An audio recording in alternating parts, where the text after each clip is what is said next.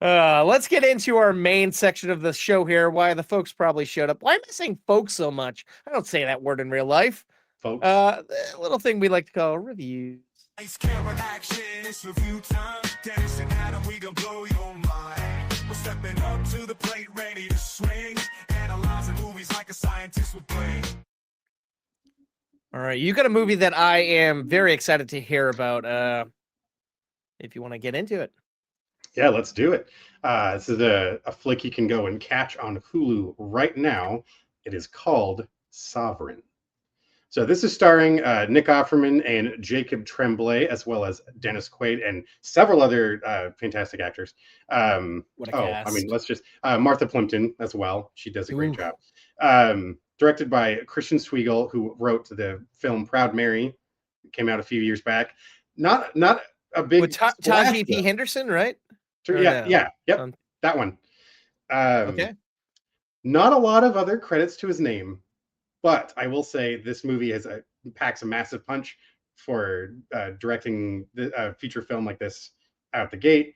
It's telling the story of Nick Offerman's character Jerry Kane and his son Joe, who Jerry, the dad, he's got unique opinions of the government. Well, maybe not so much unique, but not your average opinions of the government, and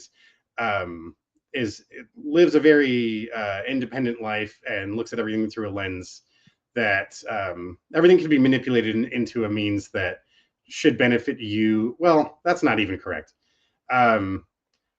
He believes in the sovereignty of individual American rights, and he drives around the country teaching these classes of this is how you run circles around the banks. This is how you don't get foreclosed on. This, that, and the other, and yada yada. Well, simultaneously, it's happening to them.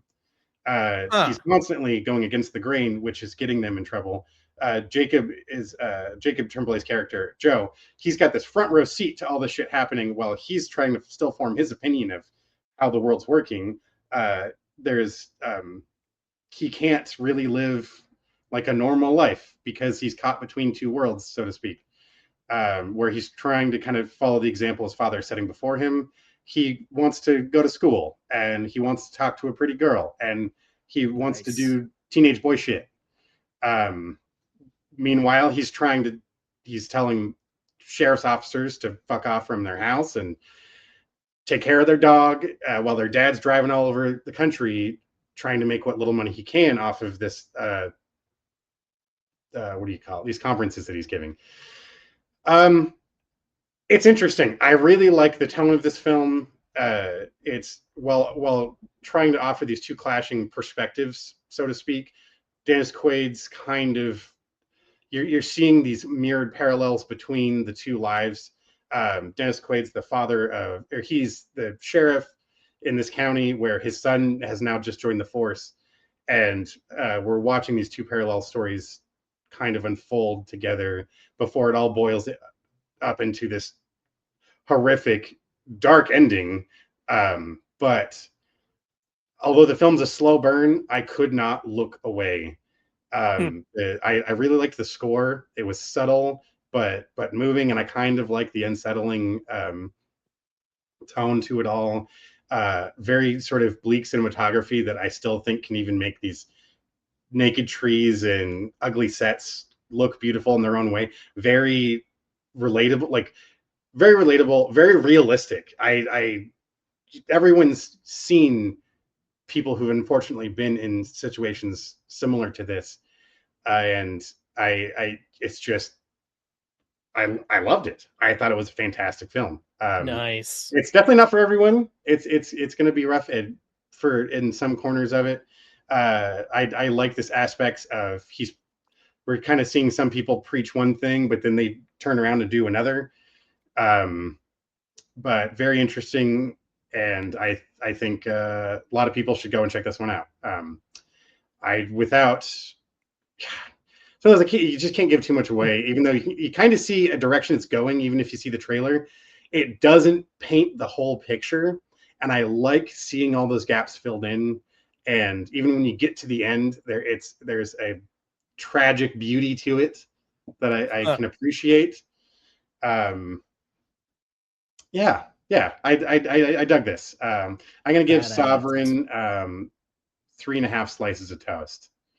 It's at an hour and 40 minutes. It feels a little longer than that, but that's just kind of how the pacing works. But I kind of there's times I enjoy it, and there are times where I kind of want to get to the next thing. But that's probably just my own little thing about it. But I love the movie, and I Happy think to hear that. now, yeah. Like, I was so excited to see this movie because it looked like Nick Offerman was getting to do something different. And it just looks so visceral and like action packed and raw. Everything you said, I got that vibe from the trailer, but it was playing nowhere near me. And Oh, man, I'm so excited to see this now that I've heard a good review of it. I'm excited for this. oh, dude, one. I think you dig it. It's intent. Like, I don't know. The tone of it is just it kind of wears on you a little bit after a while. Yeah. You definitely need like a sort of palate cleanser movie sort of thing afterwards. I mean, that's See, just me.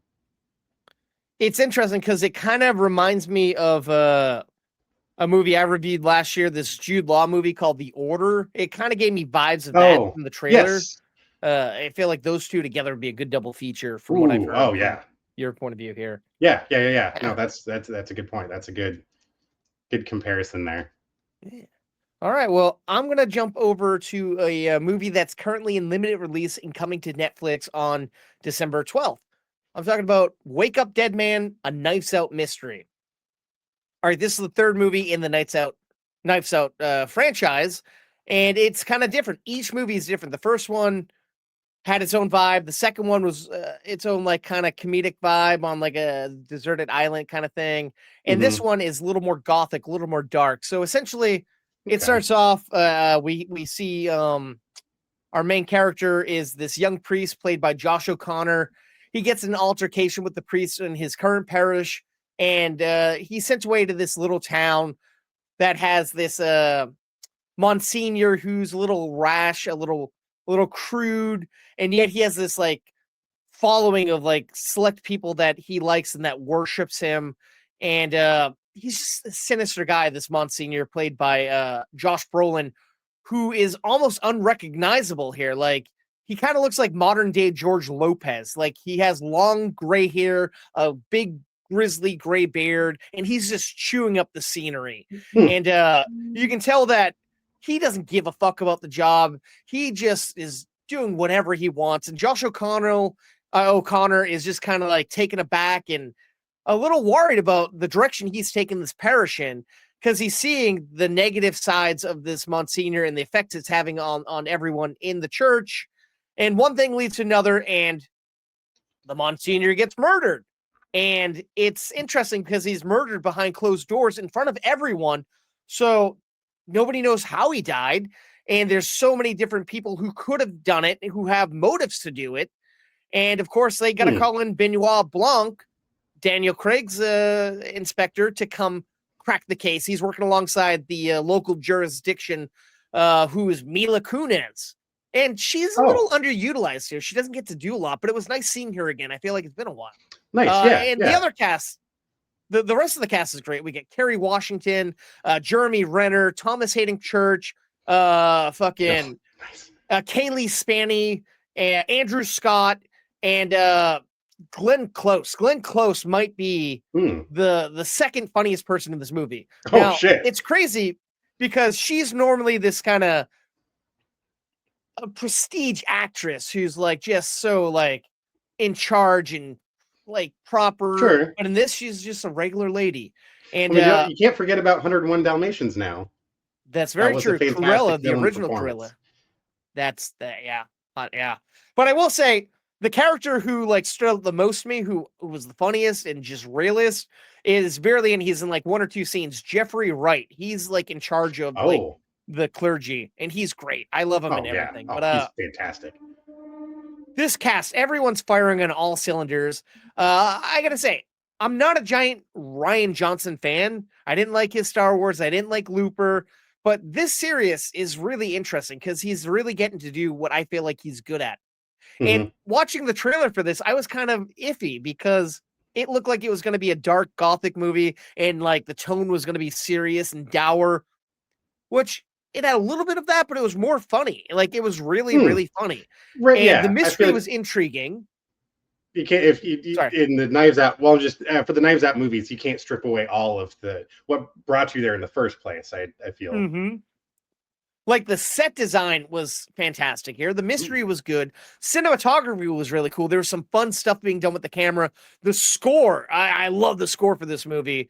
I forget who did it. Was it Michael Giacchino? It doesn't. Someone cool did the score. Maybe Atticus Finch. And it doesn't. I don't know. But the score was great. Everything was gorgeous about this movie. I really, really dug it. But it's a little long. It's 2 hours and 24 minutes. And I feel like it could be trimmed down to Okay. about an hour 45 and still be as Oh. effective. Oh wow, it's quite. I don't know. But it didn't drag, but it just didn't move as quickly as I wanted it to move, I guess. Yeah. The weird thing here that got me was when I saw the trailer and I saw Jeremy Renner was in it. In Glass Onion, the second Knives Out film, they name checked Jeremy Renner, the actor, because he's friends with the guy who owns the island they're on. He has his own hot sauce. So I'm like, is Jeremy Renner playing himself, or is he going to be a character? Oh, He's a no. character. It just kind of feels Yeah. weird to me.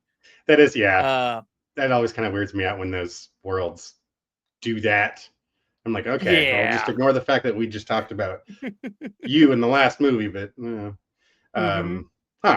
okay. Yeah, I forgot about that. But I gotta say, as our main character, Josh O'Connor, this guy, I feel like I've been seeing him pop up in a lot. He's growing on me. And Nice, Andrew okay. Scott, I always love, like all this whole cast. It's not as star-studded as the previous films, in my opinion. There's few big names, few mediocre names, but they're all great. I'm gonna give Wake Up Dead Man, A Knives Out Mystery, 3 slices of toast. If you can catch it on the big screen, it's worth it. It's cool, but it's coming to Netflix very shortly, so you won't regret it either way if you're a fan of these movies. Well, nice. Yeah. Awesome, man. I'm intrigued. This next one, I think. Oh, sorry. I just said I'm intrigued. Yeah. Okay. I'll be watching it. Hell yeah. I want to hear your take on it. You could be totally opposite from mine for all I know. This next movie, we're going to tag team, but I'll let you kind of lead us off here. All right. Staying in the holiday festive mood, you got to get more of those holiday films in. And here is a Christmas story that is brand new to the streamers, or a streamer, talking about Oh, What Fun. So this is available on Amazon Prime Video right now, and it's telling the story of Michelle Pfeiffer and the Clouster family, and they're all celebrating Christmas together at their family home in Texas. And she is the quintessential Christmas mom, does all of the treats, all the decorating. Everyone has to come to her house, and she's so super into it that her favorite daytime talk show is holding this contest where people nominate their moms, their amazing Christmas moms, to then win a trip to go out to a live taping of the show. And she's just hoping and hoping and hoping. Her kids have been submitting her, and she's been texting him and emailing him all the links and shit to do this, and as well as looking forward to just having everyone together for the holidays. Now, of course, you get the crazy family dynamics of the sister that is the serial dater. You have the oldest daughter who's kind of she's married, she's a mother, and she's kind of regulated off to being the oldest, but almost one of the parents, having to kind of watch the rest of the kids. Jason Schwartzman plays the husband of Felicity Jones. Their dynamic, I think, is quite funny. And then their youngest son, who's kind of like underaccomplished, but he's the one who's babied out of the group because he's the youngest. Very like atypical dynamics you would get from like a family movie, but this one has a softer edge. It's not like a Family Stone or something really heavy that was holiday themed with all the family together. And I will say there's some laughs in there. Sure. Dennis Leary playing the dad, he's definitely got some jokes. We talk about underutilized. There's really only a few scenes of his that I was gonna say, as you were talking, that was gonna be my first comment. Dennis Leary didn't get enough to do. He just came and went. I think I feel like our main Like there's too much going on in this movie. I Yes. think like Yes, everyone yes, has their yes, own thing, yes. and the editing. We're watching something happen and then cut to something else, cut back to that thing, and it's like slow the fuck down. Let us live in these moments. Not like Let us where breathe. I can kind of appreciate the story each character was given. I ended up caring Yes. more for some of the side characters that were pushed Mhm. out of the film than the ones we're supposed to be looking at. The logic just makes no fucking sense. I understand the focus of it. I do truly appreciate the goal of what the film is trying to do. Yes, there are the unsung heroes of family get-togethers and holidays like this. This very much is true of the mom being overlooked for that, the one that does all the shit, or whoever it is, whatever Sure. parental figure it Someone is, in the or family. whoever it is to you. There is someone who brings Christmas to fucking life in those situations, and they deserve that attention and to be thanked for that. What I don't get though is the decisions they then decided to go with, the way it was executed, and the logic used by the characters was just so fucking ridiculous. It wasn't even like quirky Mhm. funny. It was just like, that's fucking stupid. Um, Yeah. Something stupid would happen, and then 10 minutes later, I'd laugh at something again, but then we go right back to doing Mhm. something stupid. So Yeah. Val didn't even finish watching the last 40 minutes. And it was Oh, one where, wow. like, an hour in, there's a pivotal moment happens in the film. And I'm like, wait a minute, it took us a fucking hour to get to that point. And then I'm like, Mhm. oh, it feels like we're wrapping this up. Oh shit. Nope. There's still 35. And that, like you said, that inciting incident was so minor and it was so overblown. It's like Yes. that okay, that should have been in the first 20 minutes, first 15 Yes. minutes. That should have Yes. happened. We didn't need all that backstory. Yeah. And like And you I'm said, it was sorry. rushed. She had a car. She could have got there. Yeah. Like, I like, it's I like, will say, I get don't it. think we're the proper audience. I watched this with my mother and she was on board. Like she was loving it. And I'm like, I this can is see that. interesting. Yeah. No, what's funny is it's like, as we're watching this, I turned to my wife and said, "Oh, look, it's your mother. This is your mom." After just spending Thanksgiving with her, you got that Love you, whole real Linda. experience, man. Yeah. But it seemed, but like you're saying, I think she'd love it. My mom would probably like it too, Yeah. if she hasn't already seen Uh-huh. it. And Michelle I gotta Pfeiffer. say, it was competently directed. I love Michael Showalter. He comes from improv, but he is a fantastic director. I didn't like the cinematography in the beginning, all that shaky cam putting you. I get what it was There's doing, no but it was too like, much. yeah, I agree. There isn't really any rhythm or pattern to it. And then when we get to certain other scenes, it feels like we're watching a different movie and almost. Mm-hmm. When we get to Eva Longoria, who plays the host of the show she watches. Zazzy. Yeah. I'm sorry, filming a holiday special on Christmas. Oh, No way, the whole God town damn shuts it. down. No. Logic Yeah. out the window. Yeah, absolutely. And that's just a fragment of the logic I Mhm. cannot stand in this film. And then sometimes even the slapstick jokes that should have been easy, they fuck up. But then the things I was Yeah. never expecting to be funny, I ended up chuckling at. That Mhm. I very much appreciated this scene with Felicity Jones and Jason Schwartzman in that fucking single bed, doing the voices back and forth together of what they named the different elves on shelves. And it's Mhm. like, no, that is what couples do. Make fucking silly voices, like it's, there's so Yep. many of these like honest, sweet moments nestled between absolute fucking chaos and what the fuck is happening moments. Uh-huh.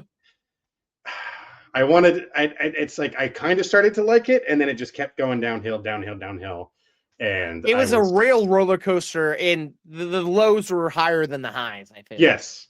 I'm sorry. But That fucking the credit cast scene. was doing the best that they could. Yes, I can't. Yeah, I will not sell them short because it's like at the end of the day, you're given the dialogue you're given.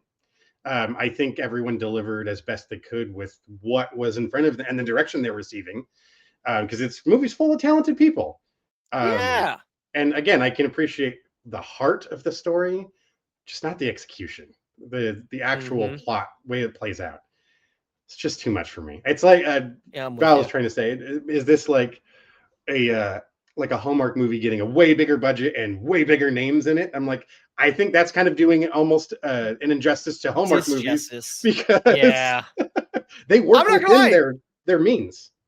Those Hallmark movies have been playing since before Halloween in my house, and they've been getting slightly better stories and bigger, interesting casts thrown in the mix. I don't know.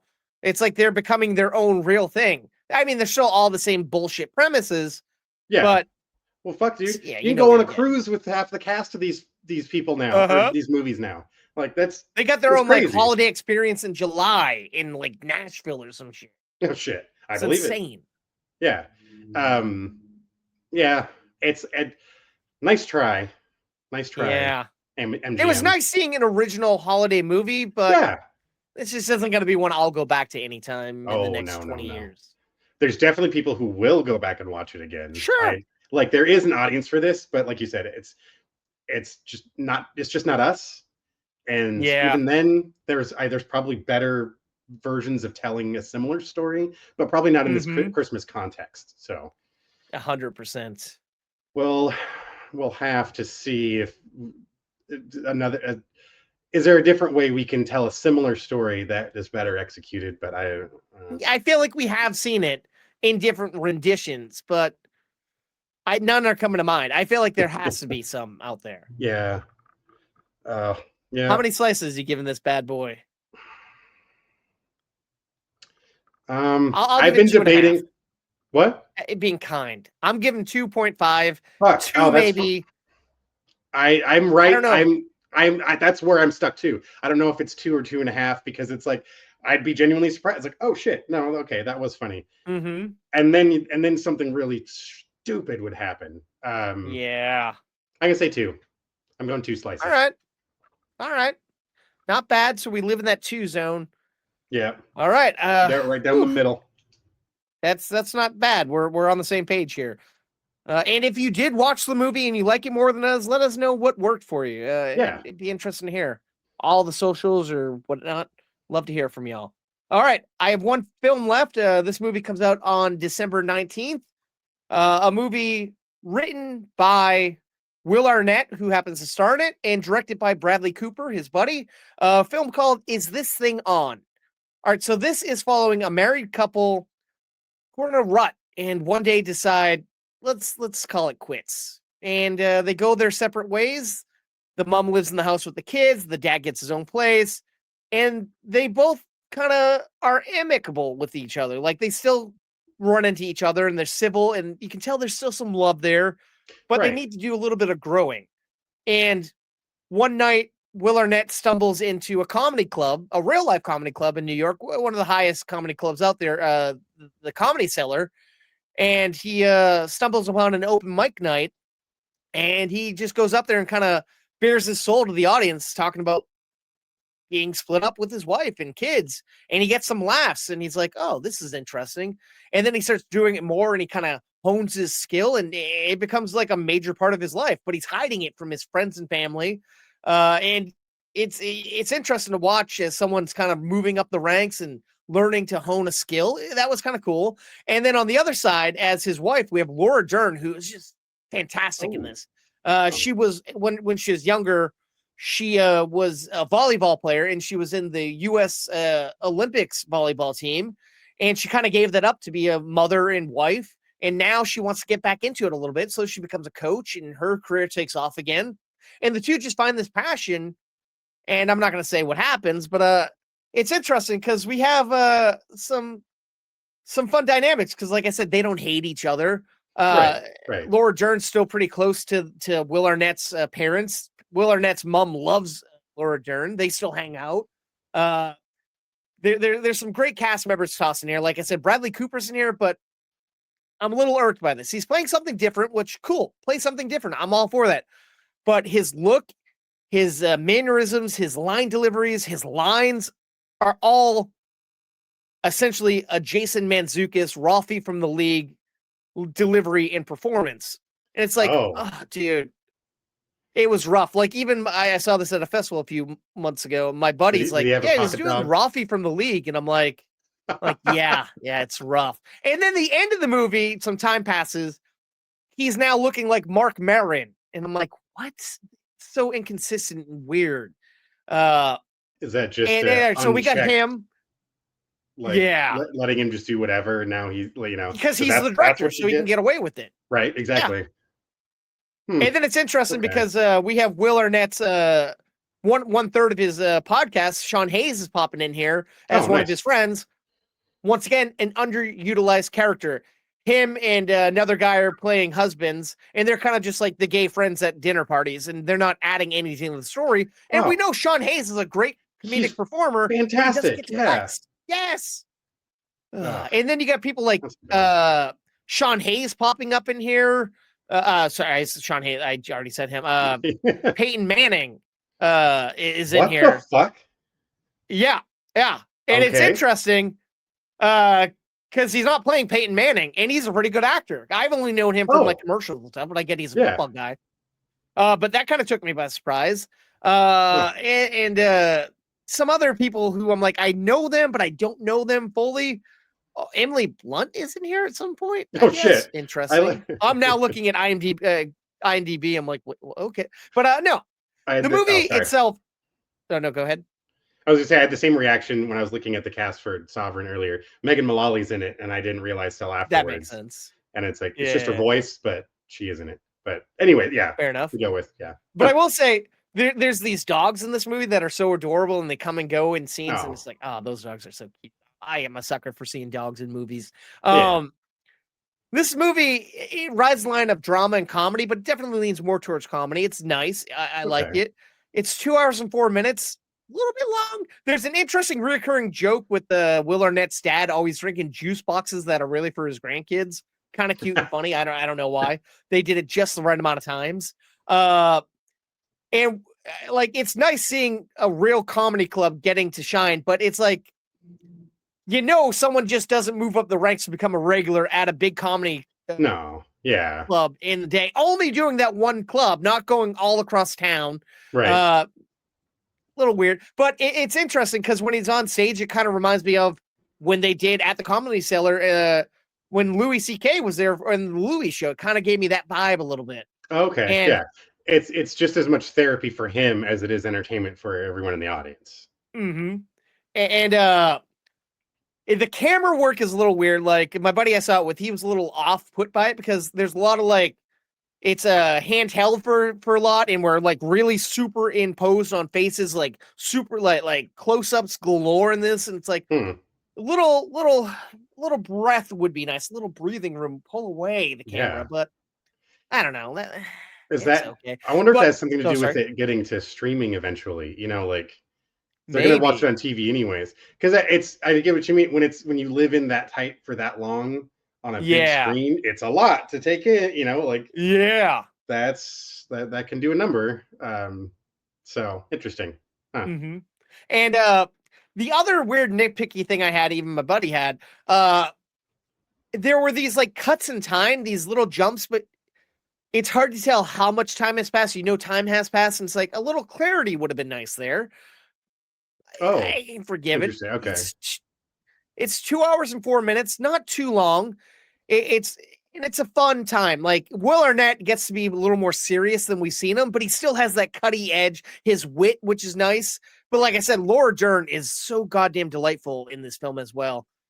Nice. Overall, I really dug this movie. I'm going to see it when it comes out on the big screen next week again. I'm going to give Is This Thing On 3 slices of toast. Nice. If you're Oh, a fan of comedy, I think this is definitely for you folks. Okay, there I go, Awesome. saying folks again. Yeah. Yeah. It's Hannibal Burris comment earlier. I think now he's just because I feel like in some of his stand up he'd say the word folks a lot. I can see that. Folksy guy. Yeah. All right. No, Well- it sounds like something I'd want to check out too. Yeah. I'd be all about that. I love to hear if you ever get around to it, to hear what you think about it, because it's really good. Like I like it's so good. I'm willing to pay to see it again. Yeah. So, shit, I don't mean, know. That says compliments something. enough. Yeah. But I will say the trailers don't do the movie justice, to be honest. When I watched the trailers enough. before I went to the festival, I'm like, I was just going on the fact that it was Will Arnett. And it's funny because a couple months ago over the summer, I got an invite to see it. They were screening it in Boston, one of those test screenings in Boston. Never seen that before. But of course, as you're selecting like Do you work in the industry? Do you review? And I'm like, 2 checks right there. I'm not getting into the screening. Fuck it. Never mind. Oh, you gotta lie about that shit, man. You can't fucking. Yeah, I know, tell but them that I don't stuff. like lying. I suck at it. True.